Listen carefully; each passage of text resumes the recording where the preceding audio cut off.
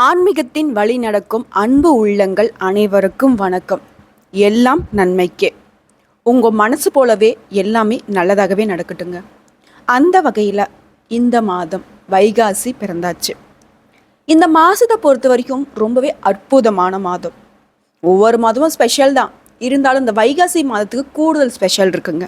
அது என்னன்னு பார்த்தோம்னா, வேதம், புராணம் இதெல்லாம் போற்றக்கூடிய மாதமாக இந்த வைகாசி மாதம் இருக்குங்க. நம்ம எல்லாரும் ரொம்ப வேண்டி விரும்பி கேட்கக்கூடிய வரம்னு பார்த்தோம்னாக்கா, ஆயுள் அதிகமாகணும், செல்வம் வேணும், புத்திர பேரு வேணும்னு சொல்லிட்டு அந்த 3 விஷயங்களும் அழிக்கக்கூடிய மாதம்னு பார்த்தீங்கன்னாக்கா இந்த வைகாசி மாதம். மேலும் இந்த மாதத்தை பொறுத்த வரைக்கும் யார் ஒருத்தங்க தானம் தர்மம் செய்கிறீங்களோ அந்த விஷயங்கள் பல மடங்கு பல ஜென்மங்களுக்கு உங்களுடைய தலைமுறையே காக்குங்க. அந்த அளவுக்கு பலன் தரக்கூடிய மாதம்.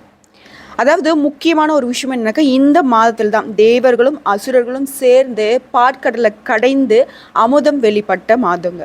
அதாவது அமிர்தம் வெளிப்பட்டது ஏகாதசி அன்னைக்கு, இறைவன் அதை காத்தது துவாதசி அன்னைக்கு, தேவர்கள் அமுதத்தை உண்டது பார்த்தீங்கன்னாக்கா திரையோதசி அன்னைக்கு. ஸோ இந்த நாட்களில் முக்கியமாக இந்த வைகாசி மாதத்தில் வரக்கூடிய பௌர்ணமி தினங்களில், வைகாசி மாதத்தில் வரக்கூடிய ஏகாதசி, துவாதசி, திரையோதசி இந்த தினங்களில் யார் ஒருத்தங்க தானம் தர்மம் செய்கிறீங்களோ அதன் காரணமாக அதீத பலன்களை நீங்கள் பெற முடியும் அப்படிங்கிறது உண்மையான விஷயம். புரிஞ்சுதுங்களா? இத்தனை நாள் வரைக்கும் நான் எதுவும் பெருசாக தான தர்மம் செஞ்சதில்லை மேடம் அப்படின்னு சொல்கிறவங்களா இருந்தாலும் சரி, இந்த நாட்களில் உங்களால் முடிஞ்ச உதவிகளை மற்றவங்களுக்கு செய்யுங்க. நன்மைகள் உண்டு, அதுவும் பல தலைமுறைக்கு. புரிஞ்சுதுங்களா? ஒவ்வொரு மாதமும் சிறப்பு தான். ஒவ்வொரு மாதத்துலேயும் நிறைய கிரகநிலையோட மாற்றம் நிகழ்ந்துக்கிட்டே தான் இருக்கும். மேற்கொண்டு இன்னொரு சிறப்பு பார்த்தீங்கன்னா இந்த வைகாசி மாதத்தில் இருக்குது. அதாவது வைகாசி மாதம் விசாக நட்சத்திரத்தில் தான் நம்மளுடைய 6 முகம் கொண்ட முருகப்பெருமான் அவதரித்தார். முருகப்பெருமானுக்கு உரிய நட்சத்திரமும் விசாகம் தான். அதன் காரணமாக தான் நம்ம முருகப்பெருமான விசாகன் அப்படின்னு சொல்லிட்டு பெயர் சொல்லி அழைக்கிறோம். ஸோ இப்பேற்பட்ட ரொம்பவே அற்புதமான பலன்களை கொண்ட இந்த வைகாசி மாதம் நமக்கு எப்படிங்க இருக்கு? இந்த மாதத்தில் ஏற்படக்கூடிய கிரகநிலையோட அமைப்பின் காரணமாக தான் நமக்கு நல்லதும் கெட்டதும். அந்த வகையில் தான் இந்த மாதத்தில் இருக்கக்கூடிய கிரகநிலையோட மாற்றத்தை ஃபர்ஸ்ட் தெரிஞ்சுக்கலாம். நவ கிரகங்களின் முதல்வன்னு சொல்லக்கூடிய சூரிய பகவான் மேஷ ராசியிலிருந்து ரிஷப ராசிக்கு மே 14ஆம் தேதி பேச்சு ஆயிடுறார். சூரிய பகவானை பொறுத்த வரைக்கும் ரிஷபத்தில் சஞ்சரிக்கக்கூடிய இந்த வைகாசி மாதத்தில் அங்கே ஏற்கனவே சஞ்சாரம் செய்யக்கூடிய குரு பகவான் கூட இணைவதன் காரணமாக குரு ஆதித்ய யோகம் உருவாகுது. இது பார்த்தீங்கன்னா 12 ராசிகளுக்கும் சிறப்பானது ஒன்று தான். அதே போல ரிஷப ராசியில அதிபதியான சுக்கிர பகவான் ரிஷபத்திலேயே பயிற்சியாகி ஆட்சிக்கு அதிபதியா இருக்கிறதுனால உங்களுக்கு கூடுதல் நன்மைகள் இருக்கும். அடுத்ததான் புத்திக்கு அதிபதியாக இருக்கக்கூடிய புதன் பகவானுடைய பயிற்சியும் 9ஆவதாக புதன் ஆதித்ய யோகத்தை உருவாக்குறாரு. இதனால 12 ராசிகளுக்கும் எந்த மாதிரியான நல்ல பலன்கள் கிடைக்க போகுது? ஒரு சில ராசிகளுக்கு சாதகமும் ஒரு சில ராசிகளுக்கு கொஞ்சம் எச்சரிக்கை உணர்வோடு இருக்கிற மாதிரி தான் இருக்கும். இருந்தாலும் எல்லாமே நல்லது தானே. ஒரு நல்ல விஷயத்தோடைய அருமை தெரியணும் அப்படின்னாக்க இதை ஒரு கெட்ட விஷயம் நடக்கணும், அப்படிதாங்க. சரிங்களா? எப்படி இருந்தாலும் சரி, உங்களுக்காக நாங்கள் எப்போ உங்களுக்கு துணையாக இருக்கோம், உங்களை வழிநடத்த. உங்களுக்கு எல்லா வளமும் நலம் பெற்று வாழ்வாங்கு வாழ இறைவனை வணங்கி இந்த வீடியோ பதிவை ஸ்டார்ட் பண்ணுறோம். இந்த வீடியோ பதிவு உங்களுக்கு பிடிச்சினாக்கா வீடியோக்கு லைக் பண்ணுங்கள், நம்ம சேனலை சப்ஸ்கிரைப் பண்ணுங்கள், மேலும் பிடிச்சினாக்கா ஃப்ரெண்ட்ஸ் அண்ட் ஃபேமிலிக்கு ஷேர் பண்ணுங்கள். அந்த வகையில் ஆயுள்காரகன் நீதிக்காரகனை ராசி அதிபதியாக கொண்ட கும்பராசி அன்பர்களே, உங்களுடைய ராசியில் இப்போ இருக்கக்கூடிய கிரகங்களுடைய அமைப்பின் காரணமாக அந்த வைகாசி மாதத்தில் எந்தெந்த மாதிரியான நன்மையான பலன்கள் இருக்குது, இல்லை கொஞ்சம் அப்படி இப்படி இருந்தாலும் அதை எப்படி சரி செய்வது இப்படிங்கிறத தெளிவாக பார்த்து தெரிஞ்சுக்கலாங்க. அந்த வகையில் உங்கள் ராசியில் சூரிய பகவான், அதாவது நவகிரகங்களில் முதல்வன்னு சொல்லக்கூடிய இந்த சூரிய பகவான் 4ஆம் இடத்துல நிற்பது, அரசு ஒதுக்கீட்டில் வீடு அமையக்கூடிய ஒரு யோகம் இருக்குது. புதுசாக வீடு மனை வாங்குவதற்கான ஒரு யோகமான அமைப்பும் இருக்குது. தாயார் மூலமாக அரசு உத்தியோகத்திற்கான வாய்ப்பும் அமையுங்க. அடுத்ததாக செவ்வாய் பகவான், இவரும் உங்களுடைய ராசியில் 4ஆம் இடத்துல அமர்ந்திருப்பது பார்த்தீங்கன்னா இயந்திர தொழில் சிறப்பாக அமையும். புதுசாக வண்டி வாகனம் வாங்கக்கூடிய ஒரு யோகமான அமைப்பை ஏற்படுத்தியிருக்காரு. அடுத்த புதன் பகவானும் 4ஆம் இடத்துல இருக்கிறது உங்களுடைய ராசிக்கு கல்வியில மேன்மையை தருவாருங்க. மேலும் உங்களுடைய தாய்மாமன் வழியில நிறைய உதவிகள் கிடைக்குங்க. அடுத்ததாக குரு பகவான் உங்களுடைய ராசிக்கு 6ஆம் இடத்துல இருப்பது வாரிசுகளுடன் சச்சரவையும் கடன் வாங்கக்கூடிய ஒரு நிலையும் உருவாகிறதுக்கான அமைப்பு இருக்கு. அடுத்த சுக்கிர பகவான் உங்கள் ராசிக்கு 5ஆம் இடத்துல இருப்பது குடும்பத்துடன் உல்லாச பயணம் செல்லும் நிலையை ஏற்படுத்தி தருவாருங்க. விருந்து, கேளிக்கையை, பொழுதுபோக்கு இந்த மாதிரி விஷயங்களில் நீங்கள் டைம் ஸ்பெண்ட் பண்ணுறதுக்கான ஒரு யோகமான அமைப்பும் இருக்குது. அடுத்ததான் உங்களுடைய ராசி அதிபதி சனி பகவான் 10ஆம் இடத்துல இருப்பது உத்தியோகத்திற்கு சிறப்பான ஒன்றாக பார்க்கப்படுதுங்க. தொழிலில் மேன்மையான நிலையும் அடையலாம். அடுத்ததான் நிழல் கிரகம், பாம்பு கிரகம்னு சொல்லக்கூடிய இந்த ராகு பகவான் உங்கள் ராசிக்கு 8ஆம் இடத்துல இருப்பது எதிர்பாராத விபத்துகள் ஏற்படுறதுக்கு வழிவகை இருக்குங்க. ஸோ அதில் கொஞ்சம் ரொம்பவே கவனமாக இருங்க. அடுத்ததாக கேது பகவான் உங்கள் ராசிக்கு 2ஆம் இடத்துல இருக்கிறதுனால குடும்பத்தில் குழப்பத்தை உருவாக்குவார். இதன் காரணமாக நீங்கள் என்ன செய்யணும்னாக்கா பேச்சுக்களில் ரொம்பவே கவனமாக இருக்கணும். ஸோ இப்படி தான் பொது பலன்களாக இருக்குது. இதை தாண்டி நம்ம வந்து நட்சத்திர பலன்களை பார்க்குறப்போ உங்களுக்கு இன்னும் தெளிவான ஒரு முடிவு கிடைக்கும். புரியுதுங்களா? ஸோ அந்த வகையில் கும்பம் ராசியை பொறுத்த வரைக்கும் அவிட்டம் நட்சத்திரம் 3ஆம் பாதம், 4ஆம் பாதம், சதயம் நட்சத்திரம், அப்புறம் வந்து பார்த்தீங்கன்னாக்க பூரட்டாதி 1ஆம் பாதம், 2ஆம் பாதம், 3ஆம் பாதம், இவங்கள்லாம் சேர்ந்து தான் கும்பராசி.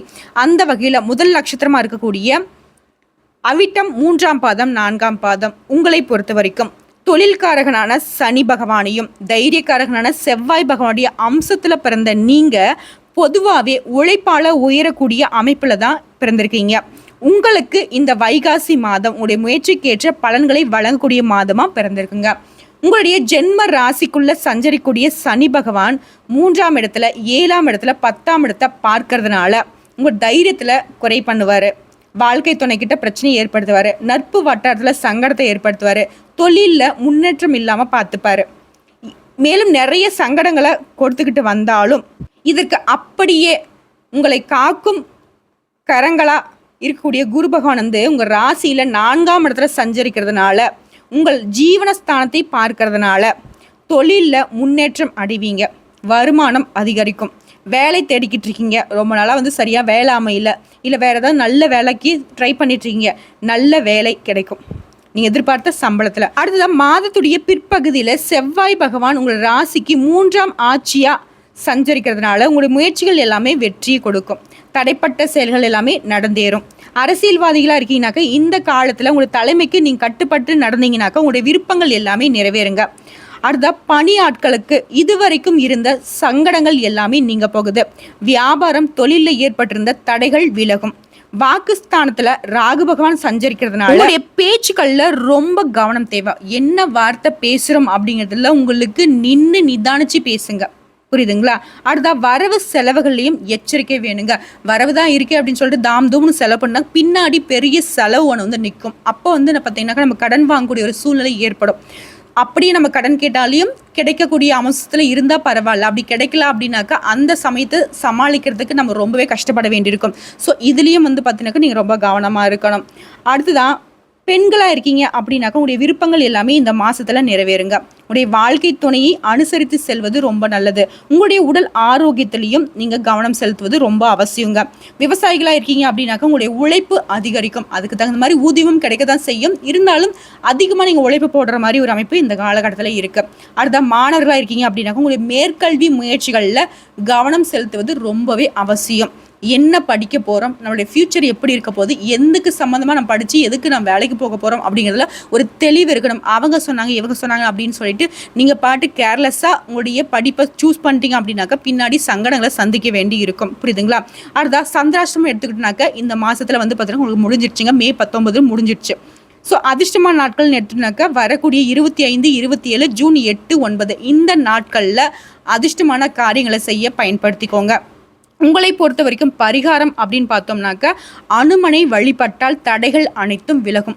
முக்கியமாக சனிக்கிழமைகளில் வெற்றிலை மாலை கொண்டு போயிட்டு அந்த அனுமனுக்கு சாற்றி வழிபாடு செய்யுங்க. முக்கியமாக உங்களுடைய தடைகள் எல்லாமே விலகி கொடுப்பார். உங்களுக்கு துணையாகவும் இருப்பார். உங்களுடைய தைரியம் இல்லாமல் இப்போ ஒரு மாதிரி சோர்ந்து போயிருக்கீங்க இல்லையா, அதுக்கு எல்லாத்துக்கும் ஒரு மாற்றமாக அவர் வந்து உங்களுக்கு வீரத்தை கொடுப்பார். முடிஞ்சதுனாக்கா தினமுமே ஜெய் ஸ்ரீராம்னு சொல்லிட்டு ராமபிரானுடைய நாமத்தை சொன்னீங்க அப்படின்னாக்கா உங்களுக்கு பக்கபலமாக ஜெய் அனுமான் நிற்பாருங்க. புரியுதுங்களா? அடுத்த சதய நட்சத்திரக்காரர்களை பொறுத்த வரைக்கும் யோகக்காரகனான ராகு பகவான், ஆயுள் காரகனான சனி பகவானுடைய அம்சத்தில் பிறந்த நீங்கள் உழைப்பால் முன்னேற்றம் அடைவீங்க. இப்படிப்பட்ட உங்களுக்கு வைகாசி மாதத்தில் ஒவ்வொரு செயலிலும் ரொம்பவே கவனமாக இருக்கணும். உங்களுடைய நட்சத்திரநாதன் ராகு குடும்பஸ்தானத்திலையும் ராசிநாதன் ஜென்மத்திலையும் 8ஆம் இடத்துல கேதுவும் சஞ்சரிக்கிறதுனால தொழிலில் வியாபாரம் என எல்லாவற்றிலும் இழுபறியை தருவாங்க. முதலீடுகள் எல்லாமே தேக்கம் அடையும். பணியாளர்களுக்கு வேலை பளு அதிகரிக்கும். இருந்தாலும் 4 சஞ்சரிக்கூடிய குருவின் பார்வையால் 8ஆம் இடத்துலையும் அங்கு சஞ்சரிக்கும் கேதுவின் மீது பதிவதால உடல் பாதிப்பு நீங்கும். உங்களுடைய மறைந்து போன செல்வாக்குகள் எல்லாமே மீண்டும் உயரும். பெண்களுக்கு மாங்கல்ய பலம் கூடுங்க. 10ஆம் இடத்திற்கு குருவின் பார்வை உண்டாகிறதுனால தொழிலில் இருந்த தடைகள் விலகும். வருமானம் உயரும். புதிய தொழில் முயற்சிகள் வெற்றியை கொடுக்கும். இளைஞர்களுக்கு வேலை வாய்ப்பு உண்டாகும். மாதத்துடைய பிற்பகுதி செவ்வாய் பகவான் 3ஆம் இடத்துல இருக்கிறதுனால உங்களுடைய முயற்சிகள் வெற்றியாகுங்க. நெருக்கடிகள் நீங்கும். உத்தியோகத்தில் ஏற்பட்டிருந்த பிரச்சனைகள் முடிவுக்கு வரும். பெண்கள் பார்த்தீங்கன்னா எந்த ஒரு செயலையும் நிதானமாக செயல்படுவது ரொம்ப அவசியம். குடும்பத்துடைய நலன்ல கூடுதல் அக்கறை செலுத்துவது, உங்களுடைய உடல் ஆரோக்கியத்தை கவனிச்சுக்கிறது, வாழ்க்கை துணையுடைய உடல் ஆரோக்கியத்தை கவனிச்சுக்கிறது, இந்த மாதிரி நிறைய பொறுப்புகளை கண்ணும் கருத்துமா பார்த்துக்கிட்டீங்க அப்படின்னாக்க இந்த மாதம் ரொம்பவே அற்புதமான மாதமா இருக்கும். ஒருவேளை அரசியல்வாதிகளா இருக்கீங்க அப்படின்னாக்க தலைமையை அனுசரித்து செல்வது ரொம்பவே நல்லது. உங்களுடைய தனிப்பட்ட கருத்துக்களை அப்படியே இழுத்து மூடிடுங்க, சரிங்களா? அடுத்து விவசாயிகளா இருக்கீங்க அப்படின்னாக்க மாதத்துடைய பிற்பகுதியில யோகமான காலகட்டமா இருக்குங்க. மாணவர்களுக்கு உங்களுடைய முயற்சிகள் வெற்றியாகும். உங்களை பொறுத்திருக்க சந்திராஷ்டிரம் முடிஞ்சிருச்சுங்க. அதிர்ஷ்டமான நாட்கள் மட்டும் பேலன்ஸ் இருக்கு. வரக்கூடிய மே மாதத்துல 26, 31, ஜூன் மாதத்துல 4ஆம் தேதி, 8ஆம் தேதி, 13 இந்த அதிர்ஷ்டமான நாட்கள்ல சுப நிகழ்ச்சிகளை செய்ய பயன்படுத்திக்கோங்க. உங்களுக்கு பரிகாரம் அப்படின்னு பார்த்தோம்னாக்க காளிகாம்பாளை மனதில் நினைத்து வழிபட சங்கடங்கள் நீங்கும். முடிஞ்சதுன்னா அவங்களுடைய ஆலயம் எங்கேயாவது இருந்ததுனாக்க உங்களோட போக முடிஞ்சா போய் வழிபாடு செய்யுங்க. அப்படி இல்லை அப்படின்னாக்க காளிகாம்பாளுடைய படத்தை டவுன்லோட் பண்ணி உங்களுடைய வால்பேப்பரில் வச்சு தினமும் அவங்களுடைய முகத்தில் முடிச்சு வழிபாடு செஞ்சுக்கிட்டு வாங்க. உங்களுக்கு நல்லதே நடக்கும், நல்லது மட்டுமே நடக்கணும்னு சொல்லிட்டு அடுத்ததா பூரட்டாதி நட்சத்திரக்காரர்களுக்கு பூரட்டாதியில் 1ஆம் பாதம், 2ஆம் பாதம், 3ஆம் பாதம் 3 பேருக்குமே தனக்காரகனான குரு, ஆயுள்காரகனான சனி இவங்களுடைய அம்சத்துல பிறந்த உங்களுக்கு பிறவியிலேயே நினைச்சதை சாதிக்கூடிய திறமை இருக்கு. இப்படிப்பட்ட உங்களுக்கு இந்த வைகாசி மாதம் எப்படிங்க இருக்கு? இந்த வைகாசி மாதத்தை பொறுத்த வரைக்கும் உங்களுடைய நட்சத்திரநாதன் 4ஆம் இடத்துல சஞ்சரிக்கிறது ராசிக்கு அஷ்டம ஜீவன விரயஸ்தானங்களை பார்ப்பதால இதுவரையிலும் இருந்த சங்கடங்கள் ஒவ்வொன்றாக விலகுங்க. தொழிலில் தடைகள் நீங்கும். உடல் பாதிப்புகள் குறையும். வரியங்கள் கட்டுப்படும். நீங்கள் ரொம்ப யோசிச்சிருப்பீங்க, என்னடா இது வரவுக்கு செலவுக்கும் சம்மதமே இல்லாத இருக்கு, 1 ரூபா தான் வருது, 100 ரூபா செலவு நிற்குதுன்னு ரொம்ப கஷ்டப்பட்டிருப்பீங்க. வீண் விரயமா போதேன்னுலாம் யோசிச்சிருப்பீங்க. அந்த விரயங்கள் எல்லாம் கட்டுக்குள்ளே வரும். உங்களுடைய எதிர்பார்ப்புகள் பூர்த்தியாகும். மாதத்துடைய பிற்பகுதியில் செவ்வாய் பகவான் 3ஆம் இடத்துல ஆட்சி பெறுவதனால உங்களுடைய முயற்சிகள் எல்லாத்தையும் வெற்றியை மாற்றி கொடுப்பாரு. உழைப்பின் மீது அக்கறை உண்டாகும். பொருளாதாரம் உயரும். அதே நேரத்தில் ஜென்மஸ்தானத்தில் சனியும் வாக்குஸ்தானத்தில் ராகுவும் சஞ்சரிக்கிறதுனால மனசில் ஒரு மாதிரி சங்கடங்கள் இல்லாமல் போகும். உங்கள் மனசை உறுத்திக்கிட்டு இருந்த எல்லா விஷயமும் தீர்ந்து போகும். புதிய முயற்சிகளில் ஒரு முறைக்கு பல முறை யோசித்து நீங்கள் செயல்படுவது ரொம்ப நல்லது. வியாபாரம் தொழிலில் இந்த காலத்தில் நீங்கள் ரொம்பவே கவனமாக இருக்கணும். நீங்கள் கவனமாக இருந்துட்டீங்கன்னாவே லாபம் கூடும். அடுத்த உத்தியோகம் வேலைகளில் விழிப்புணர்வு தேவை.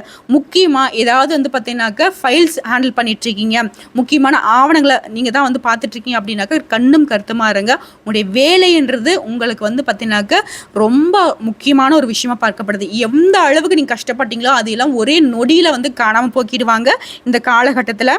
அதை மட்டும் கொஞ்சம் கவனமாக இருங்க. பெண்களாக இருந்தீங்க அப்படின்னாக்கி எந்த செயல்களை எடுத்தாலும் சரி நிதானமாக செயல்படுவது நன்மையை உண்டாக்கும்.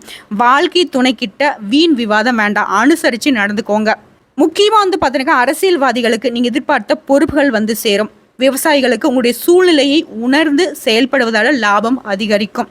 மாணவர்களுக்கு உங்களுடைய மேல் படிப்பிற்காக கூடுதல் முயற்சி மேற்கொள்வது ரொம்பவே அவசியங்க. புரியுதுங்களா? அடுத்தா உங்களை பொறுத்த வரைக்கும் சந்திராஷ்டிரம் அப்படிங்கிறது மே 21 முடிஞ்சிடுச்சிங்க. அதிர்ஷ்டமான நாட்கள் நெட்டுனுக்க மே மாதத்தில் 26, 30, ஜூனில் 3ஆம் தேதி, 8ஆம் தேதி, 12ஆம் தேதி இந்த நாட்களில் சுப நிகழ்ச்சிகளை செய்ய பயன்படுத்திக்கோங்க. உங்களை பொறுத்த வரைக்கும் பரிகாரம் அப்படின்னு எடுத்துக்கிட்டாக்கா வியாழன் தோறும் குரு பகவானை வழிபடுவதனால வாழ்க்கை வளமாகும். புரிஞ்சுங்களா? ஆக மொத்தத்தில் இந்த கும்பராசி அன்பர்களுக்கு வைகாசி மாதம் அப்படிங்கிறது 100 மார்க்குக்கு எடுத்துக்கிட்டோம்னாக்க 80% சாதகமாக தான் இருக்கு. அந்த 20% வந்து பார்த்தீங்கன்னாக்கா நீங்கள் விழிப்புணர்வோடு இருந்துட்டீங்கன்னாவே அற்புதமான மாதமாக இந்த மாதம் அமையும். அதையும் தாண்டி ஒவ்வொரு நட்சத்திரக்கும் எந்தெந்த தெய்வங்களை வழிபாடு செய்யணுங்கிறத நம்ம தெளிவாக சொல்லியிருக்கோம். அந்த வழிபாட்டை செய்வதன் காரணமாக எல்லாமே வெற்றியில் முடியுங்க. ஆன்மீகம் என்பது எளிமையே, அதை அடைவதும் கடவுளின் அனுகிரகத்தினால மட்டும்தான். புரிஞ்சுதுங்களா?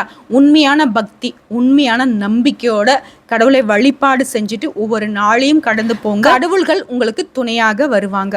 புரியுதுங்களா?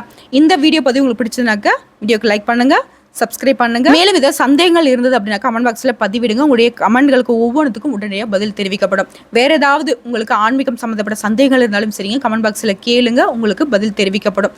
கூடிய விரைவில் வாட்ஸ்அப் நம்பரும் கொடுக்கப்படுங்க. அதில் உங்களுடைய ஜாதகத்தை கூட நீங்கள் இலவசமாக கூட பார்த்து தெரிஞ்சுக்கலாம். வாழ்க வளமுடன். நல்லதே நடக்கும், நல்லது மட்டுமே நடக்கும். கும்பராசி அன்பர்களே.